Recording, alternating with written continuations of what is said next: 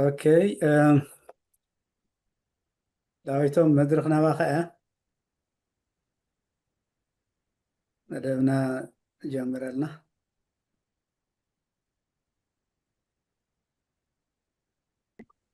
اوكي. سلام كلكم هم يتغنوا. هلو معلتي سمينارنا اختصاصه ممتعكم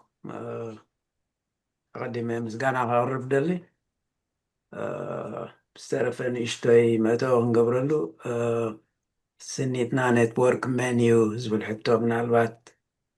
كل جديد العال نقريو سنيتنا نتورك بوليتيكا ودب ويكا محبر أي كونان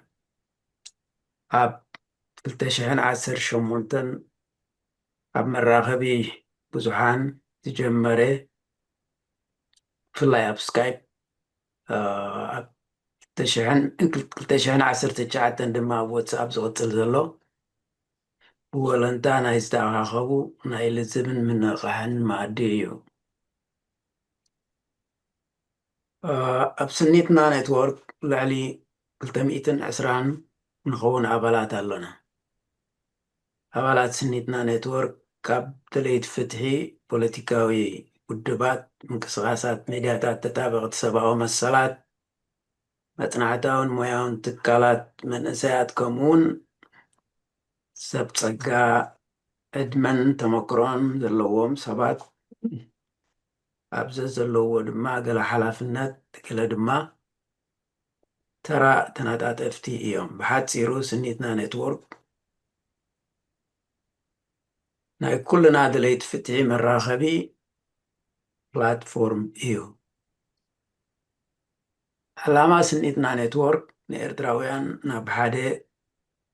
كم تغانا زغل سنيتن عركن هزبنا كعزز زغلن أب هاقرنان حبرت سبنان فتحن ممتع زيدقف نقحات عم براخ بعض منا ننتف نابزي زغنا أرستات التلالن تتصنعن قانتاون علاتنا بزو مسارت كلام ناي سمينار مدبات نكايد أبنا إلومي سمينار نها مبال سسان سلستن سمينارنا يقوون الله مالتيو كل زحالة سميناراتنا أب سنيتنا كم داتكم بقللو ترخبوه تخلو إخم نايلومي سمينارنا مودريتر ويكا عم حداري كوينو كايدنا قديم تقالا لايك ساب حجي أب كالسي زي تفلين هاتو عقباز قيدبو سيو حاتير دحر بايتو بحاتيرو 5 يمثل مستر عقباز قيدبوس number 1 education and international relations and management BA Webster University B politics of development studies masters Institute of Social Studies Netherlands LLM Public International Law Emirates University Erasmus University the Netherlands worked with ICTY International Criminal Tribunal of former Yugoslavia versus struggle for justice participant in the long struggle for rule of law and justice in Eritrea be presently a member of OEU, Organization of Eritrean Unity, interested in history of the Horn of Africa, especially Eritrean history. بمغتصال مدرخنا مودريتر وإنا محاداري أتو عقباز قدبوس كم محل هلفة نسول معنا إلو معالتي تزاديتنا على اللاليونا مدب كساقرنا إيو قدمي وقن كلهم عبزوم زلهم تساتفتي بفيسبوك لايف تكتاتلونا زلهم زلخنن انكو عبدحان متاكنن نازن اي سمينارنا لينك مس محازتكم شير بمقبار كتحاور نخا نلابو يغني اللي وبازقي نابو هاي اوكي يغني لي كبرتي هذا اللي داويت مجمريا نزي تسرحوا ዘለኹም سنيتنا بطعمي زمسገን እዩ ምክንያቱ ከምቲ ዳዊት ክትብሎ ፀናሕካ እዚ ሰሚናር እዚ መበል 63 ኮይኑ ኣሎ ማለት እዩ ስለዚ ኣገደስቲ ዝኾኑ ኣርእስትታት እንዳልዓለ ብዛዕባ እዚ ጉዳይ እዚ ኤክስፐርት ዝኾኑ ሰባት እውን እንዳዓደመ ሰሚናራት ብምክያድ ብጣዕሚ በዚ ምክንያት እዚ ከመስግኖ ይደሊ ሕጂ እውን እዚ ዕድል እዚ ሂቡ ንሕና ኩልና ኣብዚ ንክንማየጥ ብምግባሩ ምስጋና ይብፅሖ እዩ ነዚ ምምሕዳር እዚ ምባል ይሕሸኒ ካብኡ ቀፂለ ብዛዕባ ሰሚናር ናይ ሎሚ ሕፅር ዝበለት እየ ክጠቅስ ናይ ሎሚ ሰሚናር ብዛዕባ ኣገዳስነት ያታዊ ወይ ከዓ ባህላዊ ሕጊ ኣብ ዘለናዮ እዋን ኣብ ዘለናዮ ሞደርን ኤራ ዝበሃል ኣገዳስነቱ እንታይ እዩ ዝብል ኣርእስቲ ኢና ክንዘራረብ ስለምንታይ ኢና ንዛረብ ብዛዕባ እዚ ንዝብል ንሕና ከም ኤርትራውያን ብዙሓት ናይ ባህላዊ ሕግታት ኣለውና ሕማቅ ዕድል ኮይኑ እውን እቲ ሕጊ ክተፍርየሉ ትኽእል ቅዋም ስለ ዘይብልና ብዛዕባ እዚ ናይ ሕጊ እንዳባ ክንዘራረብ ተገዲድና ኣለና ናይ ሎሚ እቲ ናይ መጀመርያ ኮይኑ ቀፀልቲ ከዓ ዊክኤንድ ብከምዚ ዓይነት ክቅፅል ምዃኑ ንኣከባቢ ብዘይካ ሎሚ ድሕሪ ሕጂ 3 ግዜ ዝኸውን ክካየድ ምዃኑ እውን ይፍለጥ ማለት እዩ በዚ ኣጋጣሚ እዚ ሰብ ኣብ ግምት ክወስዶ እንታይ እዮም እዚ ማለት እንታይ ኣበይ ዘለዉ እዮም እቶም ሕጊ እንዳባ ንብሎም ዘለና ቁሩብ ንመዘኻኸሪ ዝኸውን ገለ ክጠቅስ ማለት እዩ ኩሉ 100 ካብ 100 ክጠቕሶ ኣሸጋሪ ግን ክንጠቅስ ሓደ ሕጊ እንዳባ ዓሌታት ሳሕል ዝብል ኣሎ ወይ ከዓ القانون العرفي لقبيلة الساحل ዝብል ኣሎ እዚ ብ1958 ዝተፃሕፈ እዩ ኣታዊ ስርዓት ናይ ክልተ ማርያ ወይ ከዓ ማርያ ቀያሕ ማርያ ፀላም ኢልና ንፅውዖም ያታዊ ሕጊ ናቶም እውን ኣሎ ማለት እዩ ያታዊ ስርዓት በኒ ዓምር القبائل القانون العرفي لقبائل بني عامر እዚ ብ1958 ካብ ዝተፃሒፉ ማለት እዩ ያታዊ ስርዓት ዓፋር ብውር ዓሊ ሜዳ እዚ 1973 ተፃሒፉ ስርዓት ቢለን ንብሎ ወይ ከዓ ፍትሒ መጋርሕ ተባሂሉ ዝፅዋዕ ከምኡ ያታዊ ስርዓት ኩናማ ቡያ እዚ ኣይተፃሕፈን ያታዊ ስርዓት ናይ ናራ ቡታ ዝበሃል እዚ እውን ኣይተፃሕፈን ሕጊ እንዳባ እንዳ ፍግራይ ዝበሃል ኣሎ ኣብ ከበሳ እዩ ካብ 3 ኣውራጃታት ናይ ኤርትራ ፍልይ ዝበለ ወይ ወረዳ እዩ ነይሩ ቀደም እንደ ሕጂ ናቱ እውን ካብቶም ቀዳሞት ኢንፋክት ኣብ ገለ ፅሑፍ ዝረኸብኮ 1212 እዩ ጀሚሩ ማለት እዩ ስማዕ ዘለኹም ሕጊ እንዳባ ብዳዌት ዝበሃል ኣሎ ወይ ናይ ሕዳርብ ሕጊ እንዳባ سلام أكلوغزاي ساهو ويكا القانون العرف للمسلمين أكلوغزاي قبائل الساهو زي خاب 43 عام تمر تصحفيو فتحي محاري ويكا كل من ساعد بالحق النبا وعلى شوعة عن سبعة تحتاي زمان تحتاي 1910 عصرت شو من تصحفي ሕግን ዳባ ደንበዛን ብ1918 ስርዓት ካርነሽም ብ1926 ስርዓት ናሃብ ስሉስ ገብረ ክርስቶስ እዚ እውን ብ1918 ሰሓርቲ ድንበዛን ወቐርትን ላምባን ብ1918 ስርዓት ለጎጭዋ እዚኡ ካብቶም ናይ ቀደም ዝበሃል እዩ ግን ከዓ ብ1938 46 ከምኡ ስርዓታት ግና ተገለባ ኣብ መጨረሻ ከዓ ስርዓት ኣትከመ መልጋእ ብዝብሉ ኣለውና ማለት ስለዚ ብዛዕባ ሕጊ እንዳባ ክንዛረብ ከለና እዚኦም ከመይ እዮም ዝሰርሑ ኣብ ሕብረተሰብና በቢ ዘለናዮ ፅቡቅ ጌርና ንፈልጦም ኢና ናይ ሎሚ ነዚ ጉዳይ እዚ ኣነ ከም መእተዊ ነቲ ዝመፅእ እየ ዝብሎ ዝህቡና ክልተ ናይ ብሓቂ ብቑዓት ዝኾኑ ነዚ ኣለውና ንሳቶም ከዓ ዳኛ ሃብተኣብ የማነ ሓፂር ሓበሬታ ብዛዕባኡ ሃብተኣብ የማነ ዕቁባዝጊ ይበሃል ናብቲ ላዕሊ ናተይ ከዓ ኣብ ቀዳማይ ንራኸብ ኢና ማለት እዩ ነባሪ ስዊዘርላንድ ብገበናዊ ሕጊ ናይ ማስተርስ ዲግሪ ኣለዎ ኣብ ሞያ ዝኸደሉ ከዓ ካብ ጥሪ 2001 ክሳብ 2006 ዳኛ ብላዕለዋይ ቤት ፍርዲ ኣስመራ ን5 ዓመታት ከም ዘገልገለ ካብ 2006 ክሳብ 2016 ዳኛ መወዳእታ ናይ ግማይ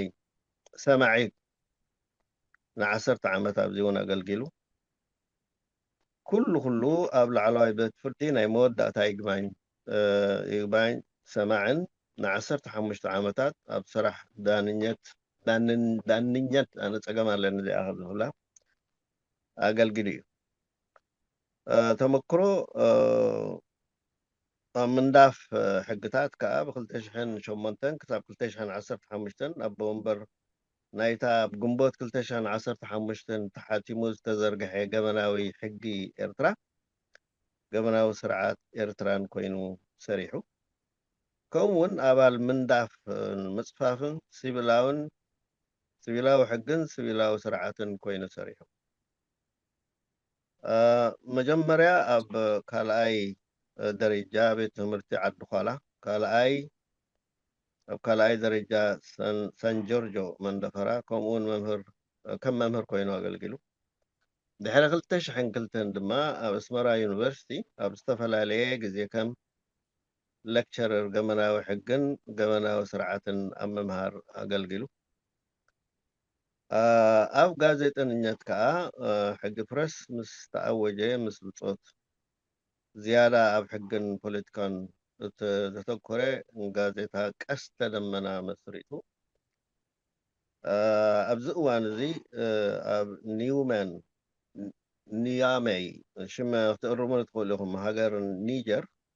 ከም ሰራሕተኛ ኮሚሽን ስደተኛታት ውድብ ሕቡራት ሃገራት ወይ ከዓ ዩኤንኤችሲአር ኮይኑ የገልግል ኣሎ እዚ ዳኛ ሃብተኣብ የማነ ማለት እዩ እቲ ካልኣይ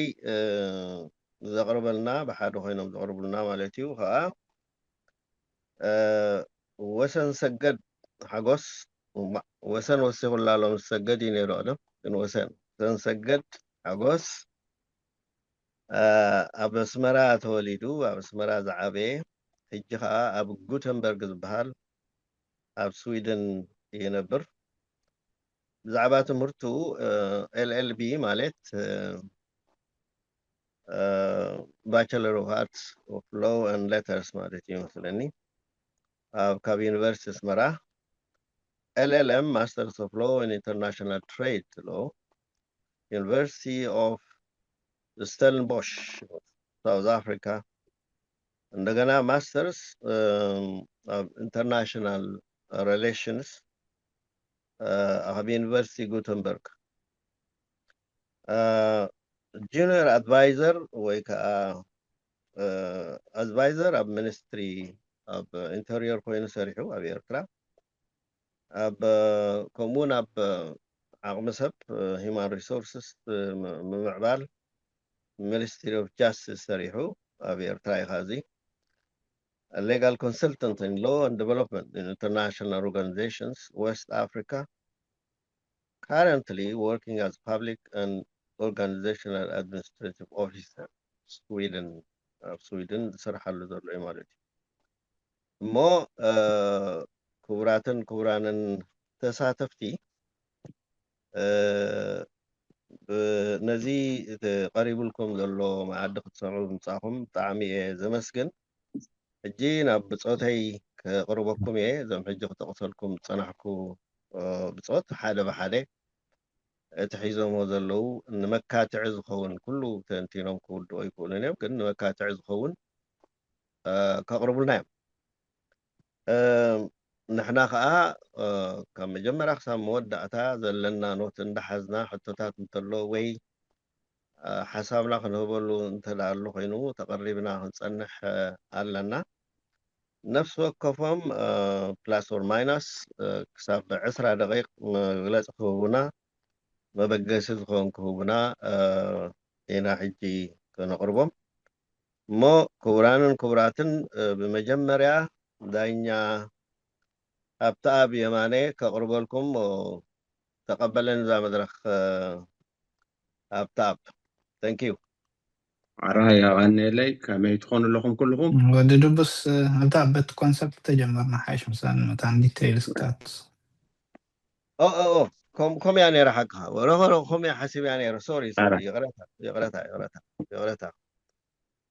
مو نحن سجد بتلو متقطوع كاملتي حجي مجمرة أنسخاب خم تزبل كايو بتي كونسبت انتايو كابي توجسو انتاي ربح لو زعمسلو نقرات تقرب الناس اللي تكون كا جاج هبتا أبكا مبزحتو جزي أبتكبر انتاي كم سرحيون كمل كتل الناس اللي تكون بقى هنجمرمو يغراتها نتي confusion thank you نتي زخاخر كان هاي غني لي منا بقى سجد thank you كان كي ود بس غني لي لا ما يكون نتي ستايك تعمي نتي سمعي حدا نتي تحسون تتحيزو بينو بالي بزخونة كما وعيلكم كنقول نقولهم كما يكأنكم كان قالينا مالتي بوغاني كم زمان تود ورات ودبوس تي كاستم ان لو لاي كاستمر لو ويبالا وحقي كم كونسبت كلتيوم أبي مساسلو تاي دانتم رول كون دخل أدفانتج نايتي بالا وحقي وي كاستمر لو نولو ياتا وحقي انتايو إلى أبزن 4 ነገራት ተዛሪበ ኣብታብ ናብቲ ያታው ሕጊ ምስቲ ተግባራዊ ኣብያታ ዝነበረ ናብኡ ከሕልፎ ክፍትን እየ ስለዚ ከም መእተዊ ኮነና ንምርድኢት ከም ኮንሰፕት ክልቲኦም ዝተተሓሓዙ ሊንክ ዝኾኑ ነገራት እዮም ስለዚ ولا نليغال ወይ ድማ ሕጋዊ ነገራትን ነቲ ማሕበራዊ ነገራትን ከም ሓደ ሲስተም ዘስርሑ ምዃኖም ከም ኮንሰፕት ክንሪኦም ከለና ዝተተሓሓዙ ምዃኖም ርዳእና እዩ ምክንያቱ ኣበጋግሶም ካብቲ ናይ ሰብኣዊ ቢሄቪየር ወይ ድማ ባህሪ ናይ ሰብነት ንብሎ ካብኡ ዝብገሱ እዮም ሓደ ካልኣይ ዋላ ፎርማሊቲ ኣብቲ ተሰራርዓ ይፈላለዩ ይኾኑ እምበረይ እዚ ኣበጋግሶኦም ኣብቲ ኢንፎርስመንት ወይ ኣብቲ ተግባራውነቶም እውን ተመሳሰልነት ዘለዎ ስለ ዝኾነ ከም ኮንሰፕት ሊንክ ዝኾኑ ምዃኑ ይደርየልና ስለዚ ካብዚ እንድሕር ርኢናዮ እቲ ካስተም ዝበሃል ወይ ድማ እቲ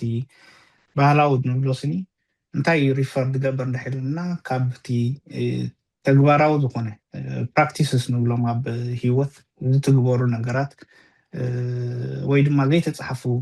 ሕግታት ኢልና ነብሎም ካብኦም ካብቲ ኮሚኒቲ ወይ ድማ ካብቲ ማሕበረሰብ ዝምንጩ ማለት እዩ እዚ ማሕበረሰብ ንነዊሕ እዋን ዝተገልገለሉ ዝመፅእ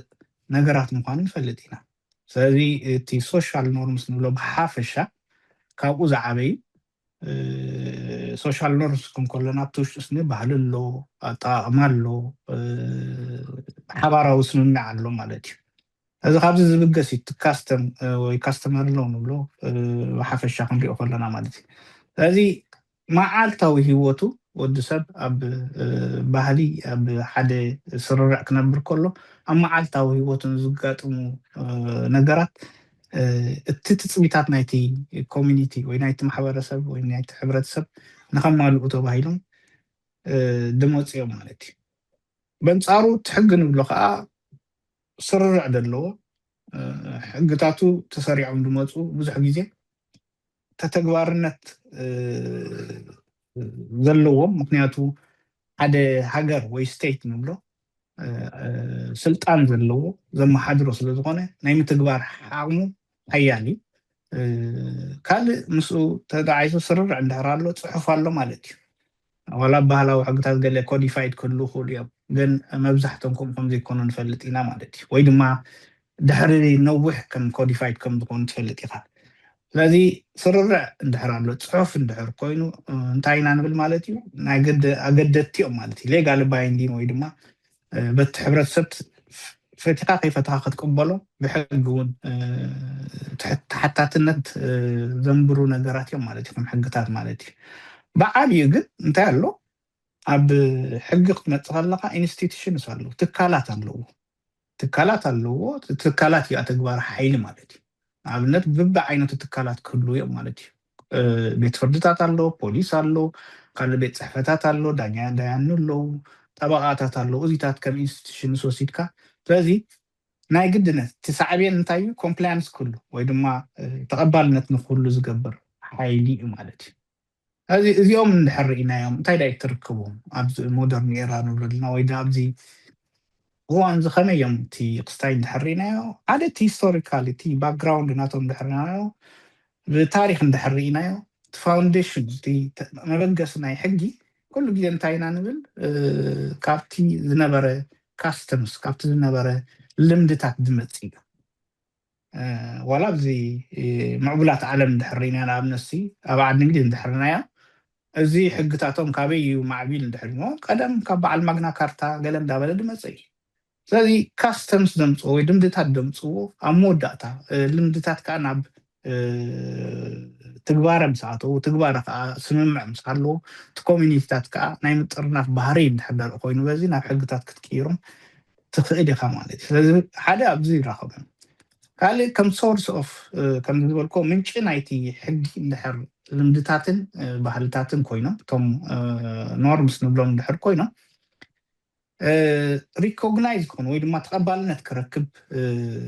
ካስተመር ሎ ከም ሳፕሊመንት ከም ሓጋዝነት ሕጊ ኮይኑ ከገልግል ይኽእል እዩ ማለት እዩ ስለዚ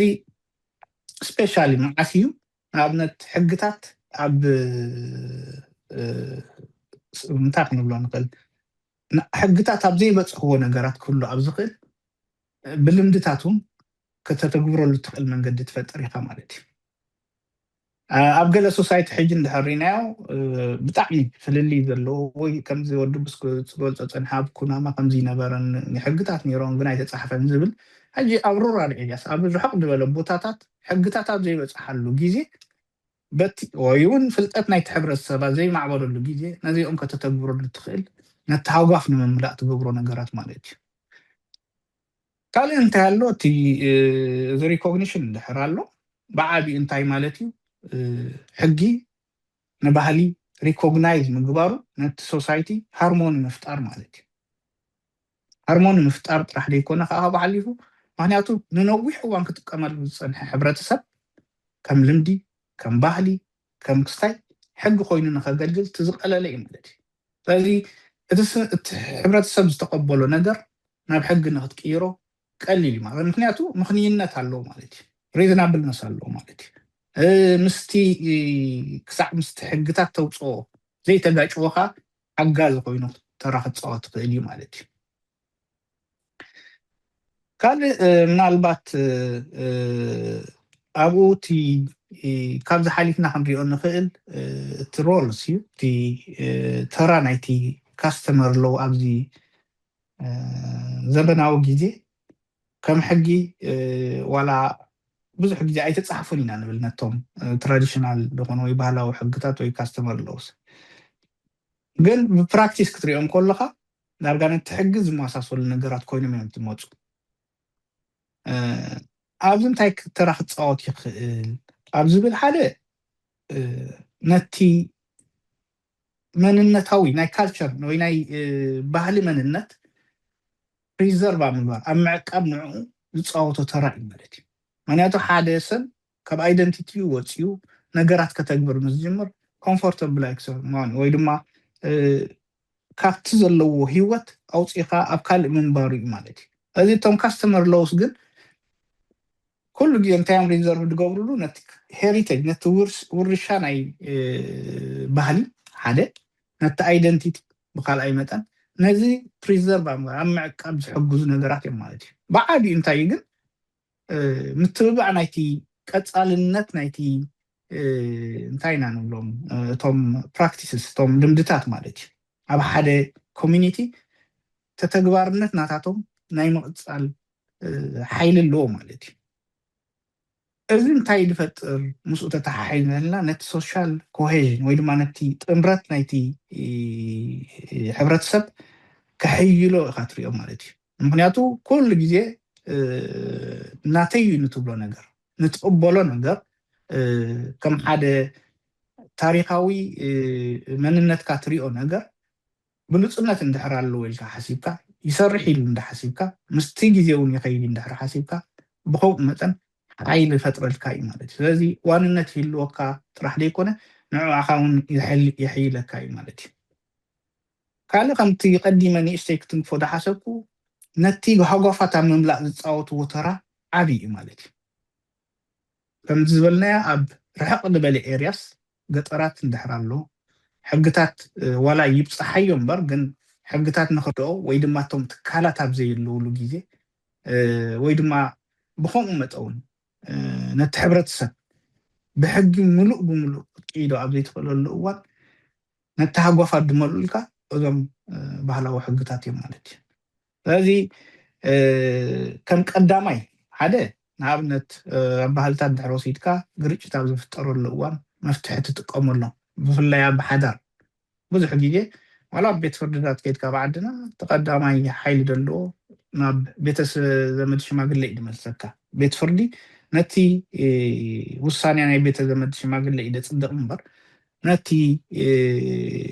እሱ ባዕሉ ወሲኑ የፋትሕ የተዓርቕ ማለት ኣይኮነ ስለዚ ኣብ ከምዚታት ነቲ ዲስፒት ሪዞሉሽን ንብሎ ማለት እዩ ቀዳማይ ተራ ክትፃወት ትኽእል ማለት እዩ ካልኣይ እንድሕር ሪእናዮ ያታዊ ሕግታት ቅልጥፍ ድበለ ሪስፖንስ እዮም ድብሉ ቅልጥፍ ድበለ ከዓ መስርሕ እዩ ዘለዎ ቅልጥፍ ድበለ እዩ ከዓ እቲ ውሳኔ ድመፅእ ማለት እዩ ከምዚ ናይ ቤት ፍርድን ነዊሕ ድኸይድ መስርሕ ብቆፀራታት ብገለ ዝጓተት ኣይኮነን ምስኡ ተተሓሒዙ ዝመፅእ እንታይ ማለት እዩ ኮስት ማለት ኣናሊስ ኮስት እንድሕር ሪእና እቲ ወፃኢታትካ ኤክስፐንሲቭ ኣይኮነ ወይ ክንድኡ ድመፅእ ኣብ ኢንስቲትዩሽን ሰኣቲካ ተጥፍኦ ገንዘብ ብጣዕሚ ብዙሕ እዩ ስለዚ ንሱ እውን ሓደ ዓብ ተራ እዩ ምክንያቱ ምስቲ ሕብረተሰብ ዘለዎ ኢኮኖሚካዊ ወይ ድማ ቁጠባዊ ስታተስ ምስኡ ዝኸይድ ማለት እዩ ካልእ እቲ ዝበልናዮ ኣክሰፕት ምግባር ኣብቲ ሎካል ነቲ ውፅኢታት ከም ውፅኢት ከም ውሳኔ ቀልጢፍካ ናይ ምቕባል ኣብቲ ሕብረተሰብ እውን ይረኣይ ማለት እዩ ስለዚ ነቲ ንኣብነት ከም ዝገልፁና ኣብ መርዓ ኣብ ሓዘን ኣብ ውርሻ ኣብ ናይ መሰል ናይ መሬት ኣብዚታት ዳኣመሰሉ ዋላ ኣብ ኮንፍሊክት ከማን ቅልጥፍ ድበለ ብኮንቴክስት ብትሕዝቶ ሪኡ ቀልጢፉ ነቲ ሃጓፋት ይመልእ ማለት እዩ ምስ ናይ ሕግታት ናይ ሓደ ሃገር ዘለዎ ኢንተርኣክሽን ወይ ድማ ዝምድናን ውህደትን እውን ኣሎ ማለት እዩ ብዙሓት ሃገራት ሕጂ ነቲ ዘለወን ልምድታት ነቲ ባህልታት ከጥፍኦ ይደላን እየን ብፍላይ ይሰርሕ እዩ ዝብሎ ክጠፍእ ዘይብሉ ባህልታት ኣለዎ ማለት እዩ ስለዚ ምዚ ዝወፅእ ሓድሽ ሕግታቶም ተወሃሂዱ ብብዙሕነት ምስቲ ሌጋል ሲስተም ወይ ምስቲ ሕጋውነት ክኣቱ ይገብር እዩ ስለዚ ኮኤግዚስተንስ ናይቶም بحابر ناي منبار كلتن بحلن ባህላዊ ሕግን ነታ ዘበናዊ ሕግን ናይ ምግባር ተኽእሎ ኣለዎ ምክንያቱ ኮምፕሊመንት እንድሕር ዝገብሩ ኮይኖም ነንሕዶም ናይ ምንባር ተኽእሎም ሓያል ብዙሓት ምሳሌታት ኣብ ዓለም ክንወስድ ንኽእል ኢና ናይ በዓል ሳውዝ ኣፍሪካ ኣሎ ናይ በዓል ፓፓ ኒው ኣሎ ገለ እዚታት ኣብቲ ቅዋማቶም ኣብቲ ቤት ፍርድታቶም ነቲ ባህላዊ ሕጊ ከመይ ኣተኣታትዮሞ ከመይ ገይሩ ይሰርሕ ንፈልጦ ኢና ሕዚ ምናልባት ኣብ ኤርትራ እውን ተፈቲኑ ነይሩ ዳሕራይ ሃብቲ ኣብይ ትንኪ ይኸውን እሱ እውን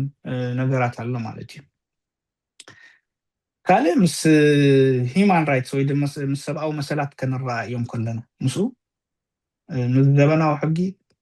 ካብ ኣባጋግሶኦም ካብ ሰብኣውነት ስለ ዝብገሱ ምናልባት በዚ መሰረት እውን ከም መትከላት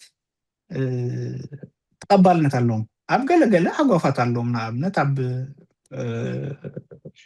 ፆታዊ ዲስክሪሚኔት ምግባር ጀንደር ዲስክሪሚኔሽን ንብሎ ኣብ ከምኡታት እቲ ባህላዊ ሕግታት ወይ እቲ ካስተመር ኣለዎ ምስ ንብሎ ቁሩብ ድሕር ድበለ ምስቲ ግዜ ዝነበረ ኣካይዳታት ስለ ዝኽተል ንውርሻ ዝምልከት ንኣብነት እቲ ኣባታዊ ነገራት ገለ ደምፆ እዚታት እውን ገለ በቲ ዘበናዊ ሕጊ ክትካእ ትሪኦ ኢኻ ኣብዚታት ግን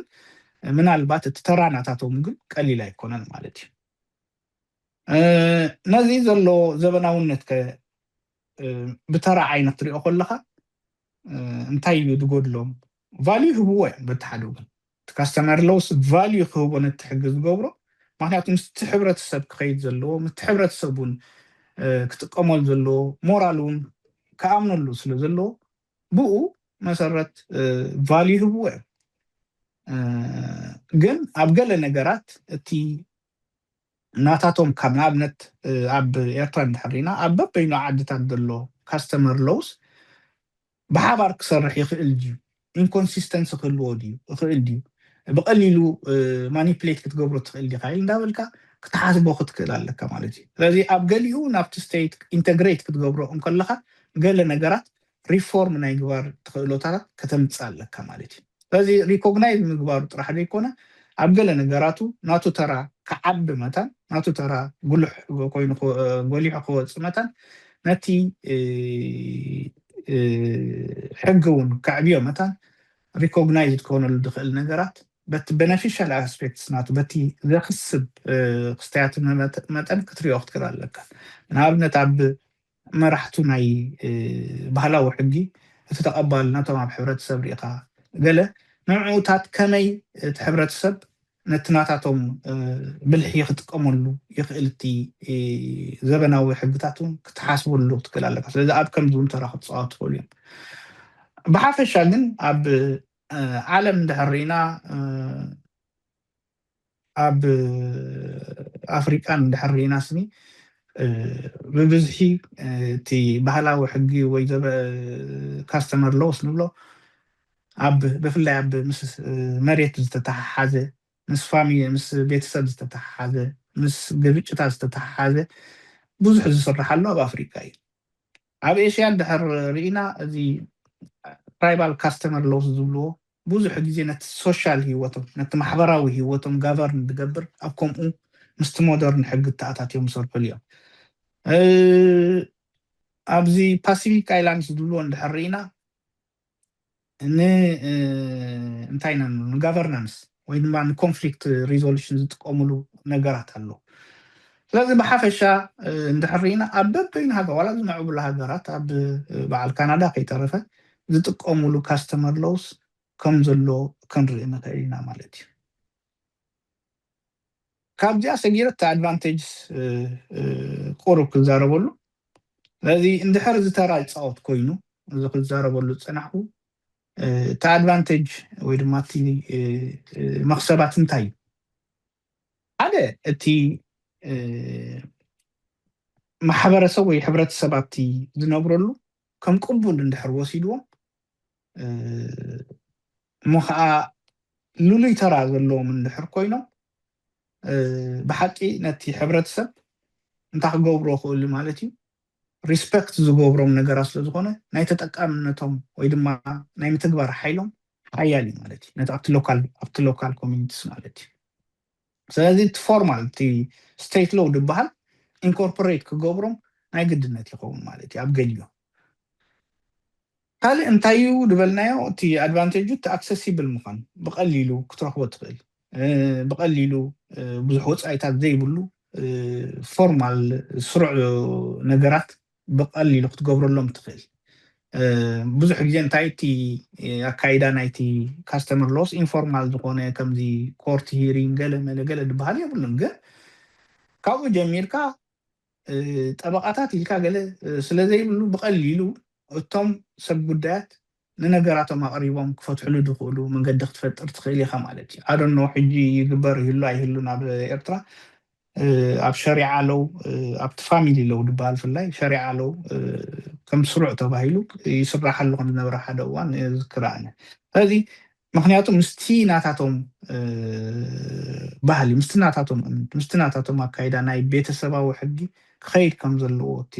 ክስታይ ክትገብር ክትኽእል ኣለካ ስለዚ ተቐባልነቱ እንድሕር ኮይኑ ሓደ እቲ ቅልጣፈ ናይቲ ክስታይ ካልኣይ እቲ ውሕስነት ይህብ ነቲ ኮሚኒቲ ናቲ ቤተሰባዊ ሕጊ ርክባት ማለት እዩ ከም ዝበልናዮ ካብ ርሓቕ ዝበለ ቦታታት እውን ብቐሊሉ ክትበፅሕ ትኽእል ማለት እዩ ካልእ ካልቸራሊ እንድሕር ርኢናዮ ብጣዕሚ ኣገደስቲ እዮም ምክንያቱ እምነታት ባህልታት ናይ ሕብረተሰብ ብኡ መሰረት ክንፀባረቑ ክትገብር ትኽእል ኢኻ ማለት እዩ ስለዚ ንሓደ ሰንሲቲቭ ዝኾኑ ኢሹስ ወይ ተነቀፍቲ ዝኾኑ ኢሹስ መፍትሒ ኣብ ምርካብ ነቲ ንኣብነት ኣብ ሪኮንሲሊሽን ከም ዝንብሎ ዘለና ካብ ብሕጊ ሪኮንሳይል ክትገብር በቲ ባህላዊ ልምድታት በቲ ዘሎ ካስተመር ሎው ሪኮንሳይል ክትገብር ከለካ ስኒት ናይ ምፍጣር ተኽእሎ ዓብዪ ምክንያቱ ይቕረ ናይ ምባሃል ሕድገት ናይ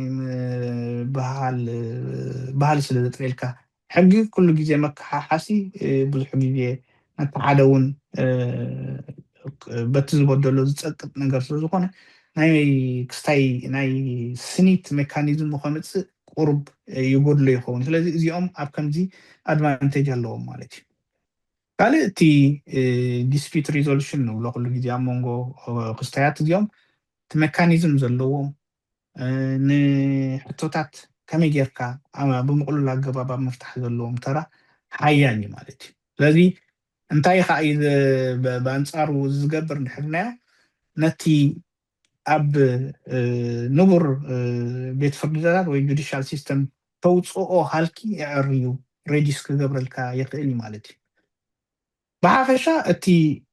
ሃርሞኒ ናይ ንብሎ ወይ ሶሻል ሃርሞኒ ወይ ድማ ማሕበራዊ ስኒት ንብሎ ከመይ ገይሩ እዩ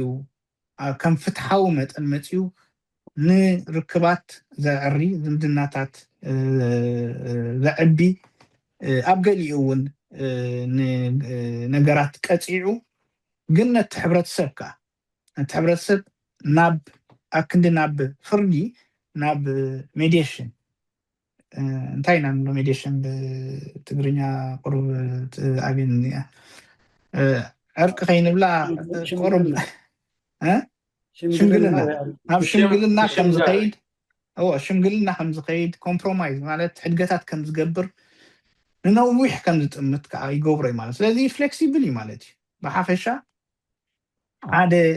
ሶሳይቲ ወይ ሓደ ኮሚኒቲ ሓያል ኮሚኒቲ ኣብ ምፍጣር ኣይደንቲቲካ ዓቂድካ ክትከደሉ ትኽእል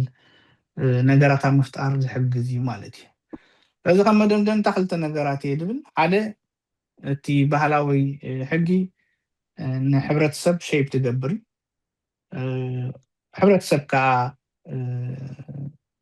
ካብ ደውታ ፋንክሽን ንክገብር ዝገብር ማለት እዩ ስለዚ ዋላ ኢንፎርማል ይኹን ዋላ ብዙሕ ሃጓፋት ይሃልዎ ግን ክፃወቶ ዝኽእል ተራ ብፍላይ ኣብ ስኒት ሓያል ምዃኑ ኣብ ምሕያል መንነት ሓያል ምዃኑ ኣብ ምዕቃብ ኮሚኒቲ እምነት ኣብ ነንሕድሩ ሓደ ሕብረተሰብ ዝገብር ሓያል ስለዚ እንታይ ይፈጥር እንድሕር ኢልና እቲ ማሕበራዊ ስታቢሊቲ ርጉኣት ናይ ሕብረተሰብ ክፈጥር ይኽእል እዩ ማለት እዩ ካልኣይ እቲ ምስቲ ሞደርን ሕጊ ክንሪኦ ከለና እንታይ ሪፍሌክት ትገብር እንድሕር ኢልና values ኣብ ውሽጢ ዝገበናዊ ሕግታት ክንፀባረቆ ዝገብር ማለት እዩ ተራናቱ ክሳዕ ክንድኡ ክኸይድ ይኽእል ማለት እዩ ስለዚ ነቲ ዝኣረገ ልምድታት እንዳልገስካ ግን ነቲ ኣብ ማሕበራዊ ህይወትን ኣብ ማሕበራዊ ስኒትን ክሳተፍ ዝኽእል ሕግታት ኣብኡ ምእታውካ ናብቲ ዘበናዊ ሕጊ ነቲ ሕብረተሰብ ንቅድሚት ከም ዝኸይድ እምበር ንድሕሪት ከም ዘይምለስ ኢኻ ትገብሮ ዘለካ ክብል ስለዚ ኢንክሉሲቪቲ ኣብቲ ሕብረተሰብ ንኽህሉ ወይ ድማ ናይ ሓባር ርድኢት ሃልዩ ብሓባር ዝሰርሓሉ ነገራት ናይ ምግባር ተኽእሉ ሓያል እዩ ስለዚ በዚአን ኣነ ከብል ኣብቲ ዲስካሽን ክንዛረበሉ ንኽእል ናተሎ ኣብኡ ከነተኩር ይቐኒየለ ثانك يو سجد حصر ኢሉ ግን ከዓ ፅቡቅ ትሕዝቶ ዘለዎ ኣቅሪብ ካልና ካበይ ብገስ ተርኡ ከንታይ እዩ ኣብ ውሽጢ ሕብረተሰብ እቶም ክገብሮም ዝኽእል ጉዳይ ጠቕምታቱ እንታይ ምዃኑ ወላ እኳ ገለገለ ሕፅረታት እንተለዎ ኣብዚ ናይ ሂውማን ራይትስ ገለ ዝምልከት mostly positive ዝኾነ ተራ ከም ዘለዎ ኢኻ ሓቢርካና ፅቡቅ እዩ በዚ ኣጋጣሚ እዚ ቅድሚ ናብታ ምኻደይ እዚ ሕጊ እንዳባ ናይ ኤርትራ በቶም ኮሎናይዘርስ ከም ጣልያን እንዳሓድ ፀኒሑ እውን እንግሊዝ ዝመፁ ብዙሕ ኣይተዳፍኦም እኳ ዳት ሕብረተሰብ ጉዳይ ንክፈትሕ ዕድል ገይሮም ማለት እዩ ዳሕራይ ድሕሪ ኤርትራ ካብ ፌደሬሽን ምፅምባራ ግን ናይ ኢትዮጵያ ሕጊ ሪፒል ገይርዎ ማለት እዩ ነቲ ሕጊ እንዳባ ፈፂሙ ቅቡል ኣይኮነን ኢሉ ነፂግዎ ነይሩ ወላ ይንፀጎ እምበር ኣብቲ ውሽጢ እቲ ሕብረተሰብ ይሰርሕ ነይሩ ማለት እዩ ሕጂ ግን ሕጂ እውን እንተኾነ ሃብታ ኣብዳ ይሕብረና እምበር ዳርጋ ድሑር ብዙሕ ነገራት ንሕብረተሰብ ክጠቅም ከም ዘይክእል ኣብ ድሕረት ከም ዘንብር ዳርጋ ኮይነስ ከምዚ ሪፒል ዝኾነ በቲ ኢትዮጵያ ዝገበርዎ ብኡ ከም ዘለዎ ተቐቢሎሞ ከም ዘለዎ ግን ከዓ ገና ዝሰርሕ ከም ዘሎ ብቲ ሕብረተሰብ እዩ ኣነ ዘለና ሓበሬታ እሞ ሕጂ ናብ ጃጅ ሃብተኣብ ክኸይድ ተንኪዩ ሰገድ ጃጅ ሃብተኣብ ናባኻ ተንኪዩ ኣራ ያቀኒለይ ከመይ ኣምሰኹም ሲኒትና ግሩፕ ነዚ ዕድል እዚ ዝሃበና የመስግን ስለ ተገዳስነትኩም ብዛዕባ ሕጊ ብፍላይ ድማ ብዛዕባ ያታዊ ሕጊ ካብኡ ዝጠቅም ነገር ኣለዎ ኢልኩም ነዚ መደብ ዝሰርዓኹም ድማ ኣዝየ የመስግን ከምቲ ክልቲኦም ኣቶ ዕቁባዝ ግን ሰገድን ብዙሕ ካብቲ እቲ ድሕረ ባይታ ሂቦምና ኣለዉ ኣነ ሒዚ ከምቲ ዝተባህለ ኣብ ተግባራዊ ነገር እቲ ያታዊ ሕግስ ካን ኣኺልዎ ከምቲ ብዙሓት ዝሓስብዎ ናይ ቀደም ድሑር ድዩ ዋላስ ሕጂ እውን ኣገዳስን ጠቓምን ህያውን እዩ ዝብል ንዕየ ካብ ተመክሮና ዝተበጊሰ ሓደ ሓደ ከካፍለኩም ዝደሊ ሓደ ካብቲ ዋላ ሰገድ እውን ጥቕስ ኣቢልዎ ነይሩ እንታይ እዩ ሕጂ ነቲ ያታዊ ሕጊ ብመንፅር ዝሕጂ ዘሎ ኩነታት ኢና ክንመዝኖ ንፍትን ዘለና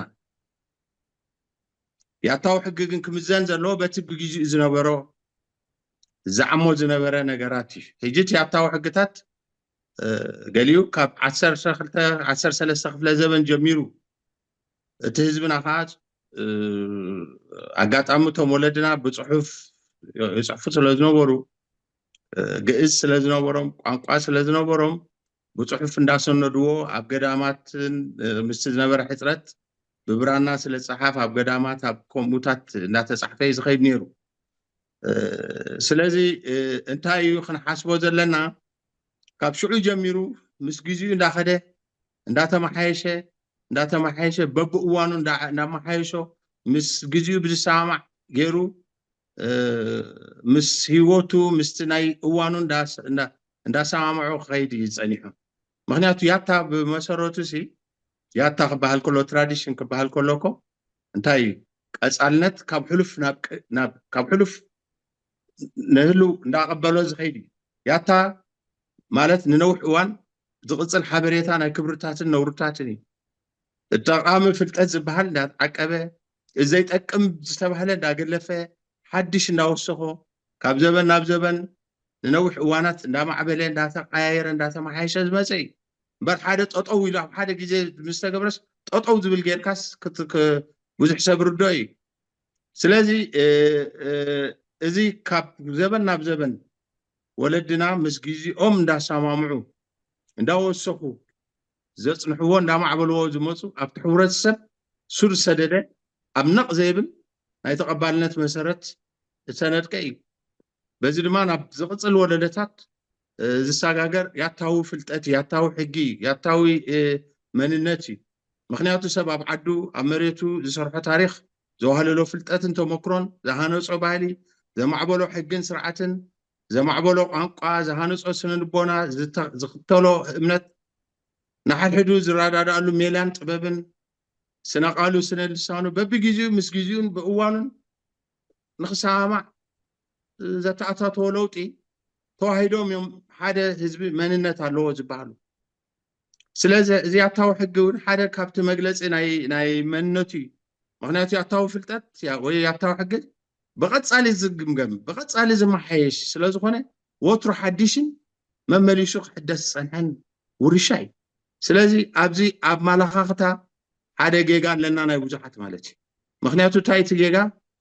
توم تعدو زتعتاتو يمخا مغنياتو تعدونا افريقيا خموص كله دارك كونتيننت يا إلهم نتناتنا تراديشنال إلهم نتناتهم مودرن إلهم حجي نعنا بخومبو كونديشن تكوين ناينا نتنا يصعدو زبناو سلطن مثلنا السم بدات امقوخا نتي ناتنا بقى تراديشنال لايك ادم نايت انت غلا غيرنا نحاسوينا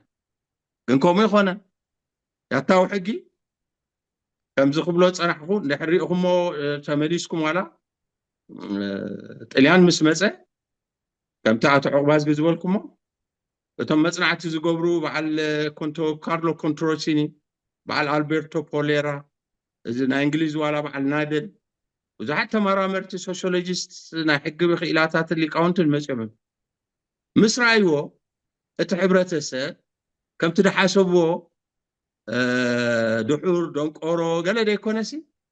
ازيو بفتحي زخيد بحجز النبابر ازيو سلطن حزبي مخانو ريوم كم تزبولكم اذن انا ناتو قداي زملكت اخول حقتات اخول سرعاتن زلوي سلازي بناتو حق يخيد ديلو طليان انجليزون كومو حقيزو وكذا ابزبناو بيت محتم ياتيو نت حقتات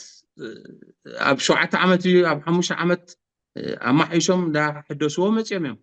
حجي خنا حاسبو زلنا ازم حقتات زيوم مغزاتي ايثيوبيا تزيمصن يرخم زبلكمو مغزاتاو ايثيوبيا مس مصه فتح بهر بحال حقي يمصي مالسي نخلو حدا يونيفايد دخونه حق الكلوناي تي سيبلاو حق فتح بهر توانجلنيا مقطع حق دبحل ما نتقبناو حق وانجلنيا مقطع حق دبحل يبو انتايلو ان فاكت بتسي شعو غيزي حيله سلاسه مس نيرشا مس ايثيوبيا حوسوا خلو اتي حق زوصه اب 57 تقبناو حق وصي اب 60 اتي فتح بهر وصي شعو اب ايثيوبيا بتتصحفه ياتاو حق هنا ينبرن لكيو بزي حق حزب عينابرني كن فتح بيه ازي تاي زبحال نيرو ميسوم نزي ناي فتانا قس قلز بحال اللون كام نقص مصع كاب روماويان قلز توارارسه نيرو مي كن اب ارتراي نيرتي ياتاو حقتات زبحال بصحف زتغبره كم زي خطوسو صنحكم زبزحه عنتو يطقسكم يقوم اتو عقبازغي اسو زنبره حزبي سلازي ياتا كلهم ياتاو حقتات كاب سرح وصا يخونو كبل كله بمسروت نتوم اب ارترا زنبرو مخانو غلوصي مالتي سلازي خنا حاسبو زلنا اتي ياتاو حقي كاب سغ 40 قالن 50 تاتن ابيت محتم انداتو يمحيشن يبلن يري سلازي اتياتاو حق كن ردول زلنا هذا اتي هذا مستر نايت حزب إرترا اتي بايت هاوس رعس لزنبوري اتحايلو نايت حزب إرترا بايتونا عدس لزنبوري عند حريقهم موبتي ياتاو حقتات توم حقتي وتوم مسافنتي ويتوم مسلينتات وتوم سبب السلطان هيكون انتاي دا كألاتن فلتاتن زلوهم سبات ወይ ብውክልና ወይ ብምርጫ ህዝቢ ዝመረፆም ካብ ባይቱ ዝተበጊሱ ዘቆሞ ሓገግቲ እዮም ስለዚ እዚ ሓደ ዋንነት ናይቲ ህዝቢ ነይርዎ ብከምኡ ምክንያት ከዓ ምስ ተሓገገ ከምዚ ሓጊግና ኣለና ክሕግጉ ከለዉ ብፀሎትን ብክስታይን ተኣኪቦም ኣብ ፅላል ዳዕሮ ወይ ኣብ ፅላል ሞሞና ኮይኖም ግዜ ወሲዶም ሓንሳ 2 ሰሙን 3 ሰሙን ንክመሓይሹ ማለት እዩ ሕጂ ብሓንቲ ያታው ሕጊ ዝረኣኽዋስ እንታይ ተረኺባ መቸም ካፕተን ገሊኡ ምክንያቱ ያታው ሕጊ ከም ሓደ ቅዱስ መፅሓፍ እውን ስለዝርእይዎ ይሓብዎ እዮም ሕጂ እንታይ ገይሮም ኣብ ሓንቲ ሕጊ የመሓይሽዎ እዮም ሕጂ እንታይ ይገብሩ ነታ ዝተመሓየሸት ሓንቲ ኣብ ልዕልያ ሕጂ እታ ቀደም እንታይ ነይራ ሕጂ ከምዛ ፃብዕቲ ትብልዋ ኣብዚኣ ነይራ እታ ቀዳመይቲ كما حيشوا خلو أبرسيا بقنش بجيرهم حنت مسمر قبرلا إذا قدم كم زيادة نيرات تما حيشت درجة حمش شديش تجديس تلاقي بقنش بي استما حيشة زقبر رياتا حقي بعين نار إنا مالتي ببجيزيس ما حيشوا يغيروا نيرهم مالتي بيجيزيو بيجسام عند قبر نتيز بخاف لطوا سلازي حاجة خبتي تردانا ياتا حقي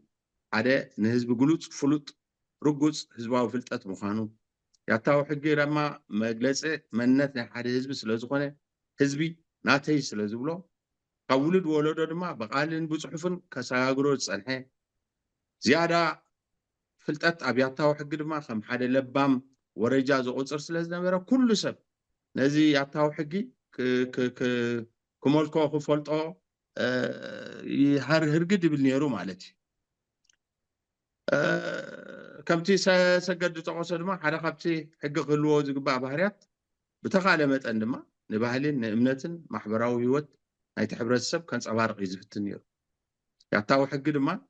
نزي ነገር بتخالى متن امنتو نتحساسو نباهلو محبراوي هيوتو زملكت بتخالى متن تراي زكونه ملو بملو دارغا يعمون يروح بالكال كميسي تحجز وص زلو نتغلغلو تباهيل تعوجو خباب قون كونيلو تباهيلو سلا زدالو مالتي اتي اب مبزحتو اوان المصحفت حقي وي كالوت هاجرات ناتوكس زندف حقتات كن او وشتي تي بحلن ابنتن محبراوي هيوتن ناي نفس وكف حبرتسب اتيو ملؤ بملؤ خعي زلو تقول عجو صبيبي نابنت انت يخبلكم دليل اذا انت وي تقصلكم ناي 1957 جبنا وحقي ناي 1960 فتح بهير حجيت ناي فتح بهير بحال سيفيلاو حقي ندافيو سيقندي درافتر هذا فرنساوي مهور ناي حقي جوريست بحالو كاب ريني ديفيد بحالي اتناي جبناو حقي دما زنودفو ود سويز هذا جين غرافن بحالي حجي زي ريني ديفيد اتنازي سيفيلاو حقي زصحفو دحر 10 عامت مسين إثيوبيا تمليسو ريوا اتي كاب فرنسا بعبيو بتستقرح حقي بوخنا بر تباهلو اب حزب إثيوبيان شعون إرترا تحت إثيوبيا سلاز نبرت تسجدد حقي انت رايو عشان بايدو تتارا حزب خطقملو خفولطو جلسي اتم طبقاتات اتم دانياتات نتحجس ايفولطونيوم بو خمان هيكودنيوم بتن هاي قدمهم يمسخدو لعلوا بيت فردي قالت باينهم شي نتحجس قطو زفولطو ناي نبر مخنياتو نعم سلازي يمثل سلازي حق خانت هاي ترجمون دحريلا حقها نعها زمثل نخونتات كازن صبارق كتقملو خطوننو بوخت كنا بابرولي سلازي ازيت كم حدا دحر بايتا نحر وسيدنا يوم نعنا زقات أمنا قدلون كم تمكرو مستزلو جزء ماشم بزح خزرة بكالي جن يحصل يا زبلو زلهم انتاي كم تفلتو اتي هزباو جنبار ناب إرسا خاطو خلو مالت كوك أصرا خلو نمرس إرسا حزوز ما حقي ولا حتى ينورو مالت مخنياتو أو أي سرحن اتنا حق ديبارتمنت زبالون أب 87 يقيمو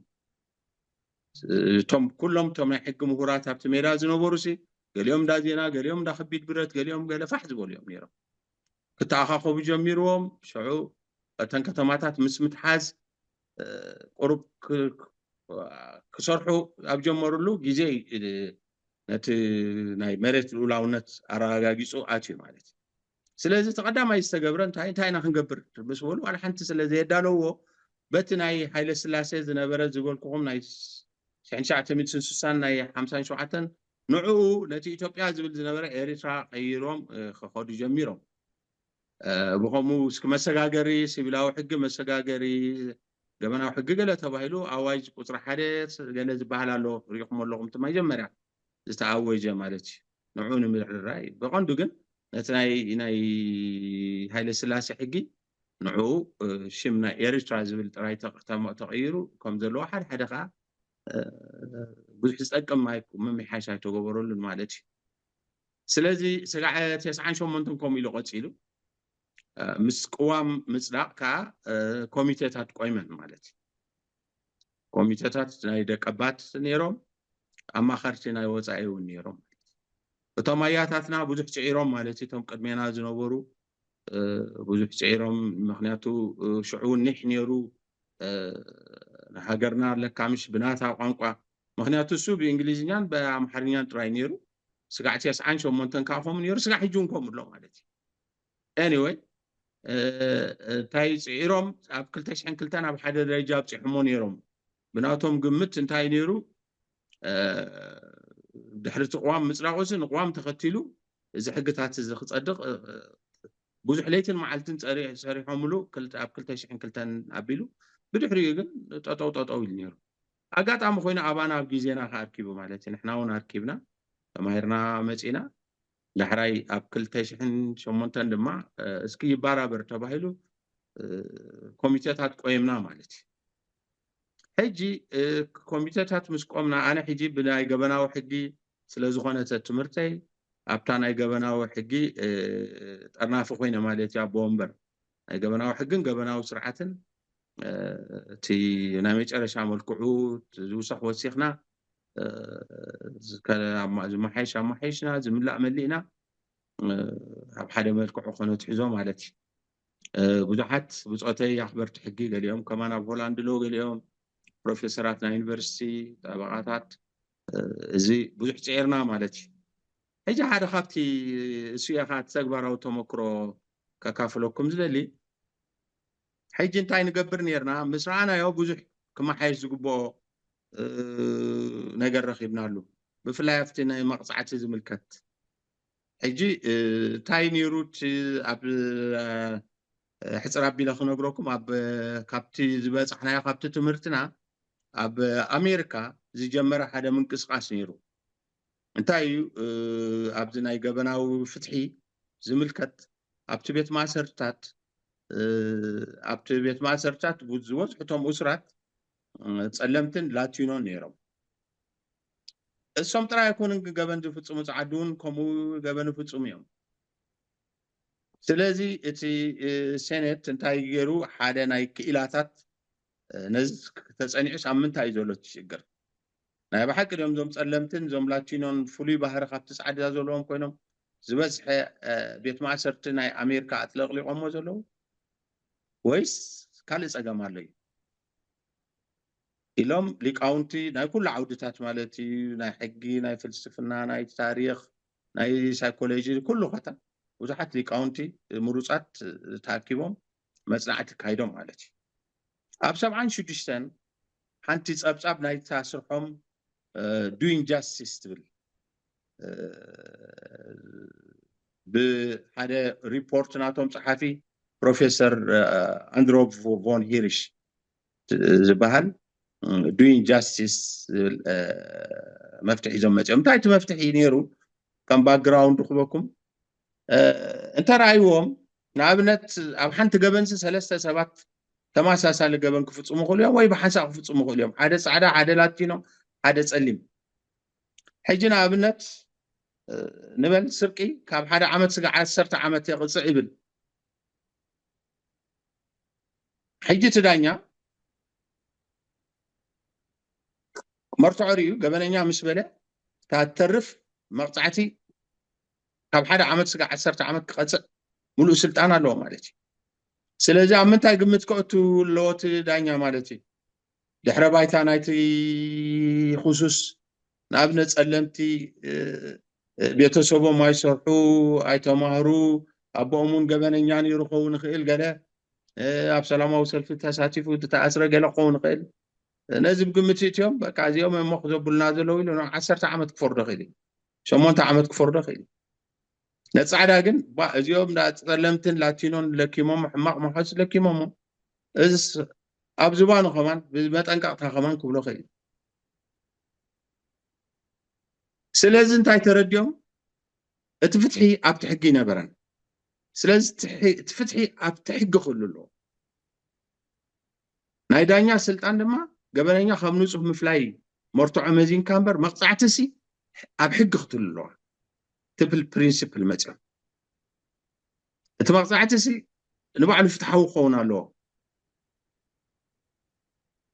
ኣብ ኢት ዳኛ ክኸውን የብሉን እቲ ዲስክሬሽናሪ ፓወር ዝበሃል ምክንያቱ ዳኛስ ተደልዩ 1 ዓመት ተደልዩ 10 ዓመት የኽፈርድ ይኽእል ስለዚ እንታይ ገይሮም በዛ ዱዊንግ ጃስቲስ ዝበሃል